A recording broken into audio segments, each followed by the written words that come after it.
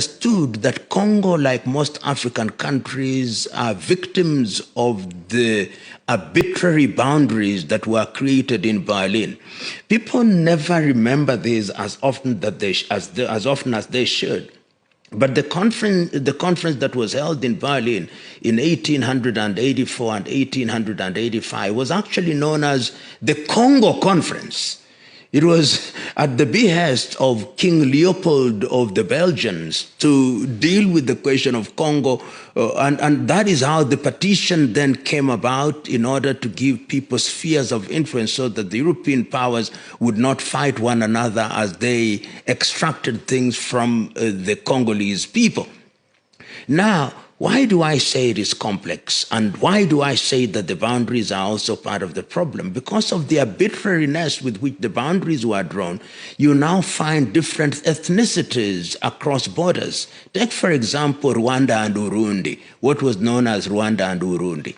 You find people who were described as Tutsis and Hutus. And you find also a large population of the Tutsis, sometimes referred to as the Banyamulenge, who are in Congo, so that they are Congolese. They are not Rwandese on the basis of the boundaries that we have.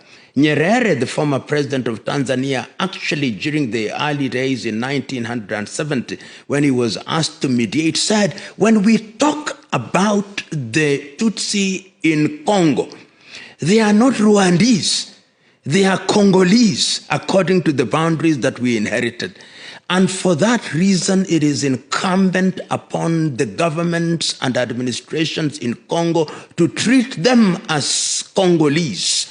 The fact that they have their kith and kin in Burundi and in Rwanda does not make them Rwandese or Burundians. And he made this example, he gave this example. For example, the Maasai in Kenya and the Maasai in Tanzania, they are Maasais, but they are those who, by dint of the boundaries, are now Kenyans and others Tanzanians.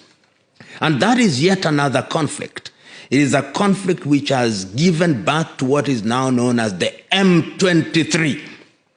The M23 are people of Tutsi origin who are Congolese. But they are now being told, no, you are not Congolese, you are Rwandese, and that is why you see the frequent accusations that the Rwandese government is supporting them, and the frequent denials by the Rwandese administration that they are not supporting them.